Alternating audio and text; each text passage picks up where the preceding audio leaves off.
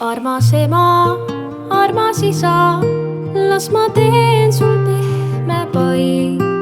Oled olnud tark ja visa, sinu hool nii suur ja lai. Armas ema,